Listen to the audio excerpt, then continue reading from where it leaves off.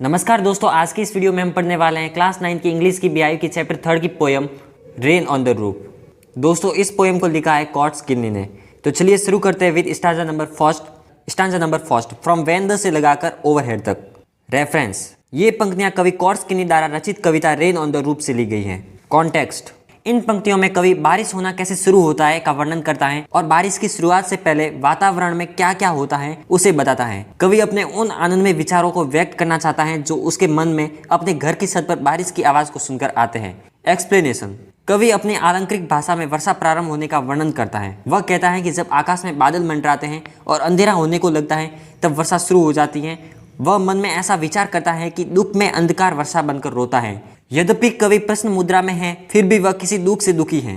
कवि छत पर हो रही वर्षा की टप टप की आवाज को सुनकर अपने बिस्तर में लेटे रहकर अत्यधिक आनंद का अनुभव करता है। वह ऐसे समय में अपना तकिया दबा लेता है और ऐसा करने में वह अत्यधिक आनंद का अनुभव करता है।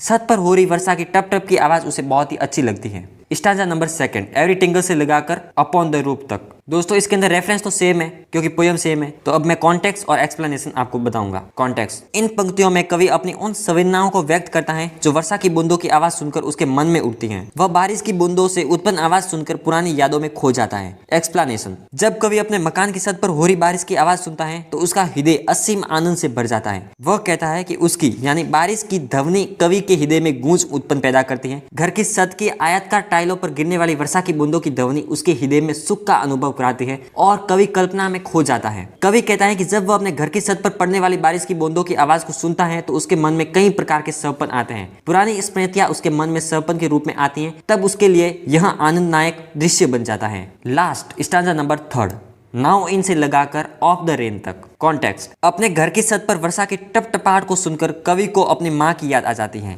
एक्सप्लेनेशन, इन पंक्तियों में कवि अपनी माँ का स्मरण करता है। वह कहता है कि वर्षा से अतीत की यादें उभर आती, यानी बारिश की वजह से उसे अपने पुरानी यादें आ जाती हैं। अब उसे अपनी माँ की याद आ रही है जो अब जीवित नहीं है। अतीत में जब वह जीवित थी तो वह अपने बच्चों यानी लेखक और उसके भाई बहन से बहुत प्यार करती थी और वह उन्हें मीठे मीठे सपन देखते रहने के लिए सूरज निकलने तक बिना किसी व्यवधान के सोते रहने देती थी। जब कभी कवि बारिश की टप टप की आवाज सुनता है तो वह अपनी माँ की यादों में खो जाता है। बरसात की बूंदों की आवाज उसकी पुरानी यादों को वर्तमान में जोड़ती है।